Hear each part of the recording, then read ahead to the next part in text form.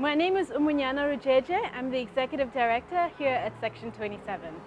I've been here since 2010, since we first began Section 27, and it was my job actually to go and secure the name Section 27 because it was so contentious.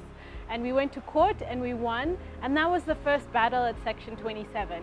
And we've continued to take challenges to court, to take challenges to the street, to go to Parliament, to improve the lives of the most vulnerable people in this country. I never thought I would be in this position. It's an absolute privilege, I must say, to be leading this amazing organization. I never doubted that I would still be doing human rights work 10 years later. And it's a passion for me, it's a passion for this organization. And I think the passion of all the people who are here create a wonderful culture of wanting to make reasonable change, where we can see government doing what it should be doing to realize rights, as well as the private sector doing their part to make this country a better place for everyone. The Constitution provides us with a framework. It is the social compact that we have with each other as a society, that we are going to move in the direction that respects rights, because that is the thing that improves upon the lives of the most vulnerable.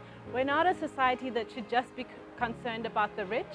We are a society, as we've agreed upon in the Constitution, that will advance and progressively realize rights. And that's why the Constitution is so critical. It provides this framework. We have a unique constitution in South Africa that makes rights justiciable, which means we can go to court and actually demand the implementation of policies and laws that have the real effect of changing people's lives and realizing their fundamental human rights. So Section 27 does public impact cases. So these are the high impact cases that will have an impact on a broad range of people. But we also have an advice office where people can come in and get individual assistance. And we have 2 paralegals doing that. And really they work at maximum all the time. They're getting refugee children into schools after they've been excluded. They're getting refugee women into hospitals. And they're providing a very specific individual service.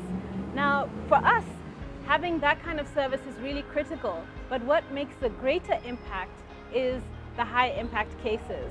And for us, if we're doing more of those cases, we're having a much wider impact, and I think that's really important.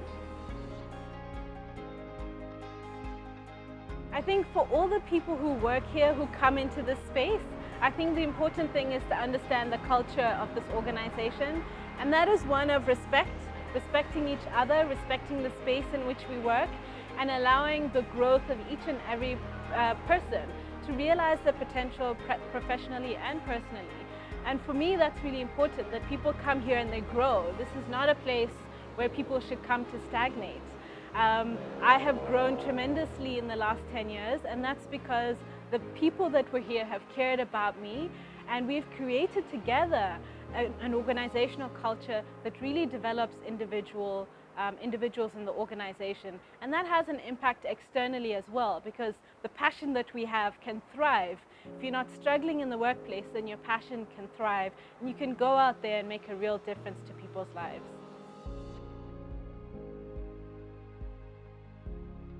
I think we are one of a bunch of stakeholders. I think the state is an important stakeholder, civil society, as well as business. The labor union movement all have a role to play, and I think for us, it's really important in this moment as civil society organizations to step into this space. It's a difficult and challenging space. We're experiencing austerity at the moment. There's regression that's happening because of budget cuts. We're seeing shrinkage of social spending. And I think this is an important moment for us to do more. And part of that will just be to preserve the gains that we've already made, so that we're not regressing in all that we've done over the last decade and beyond that.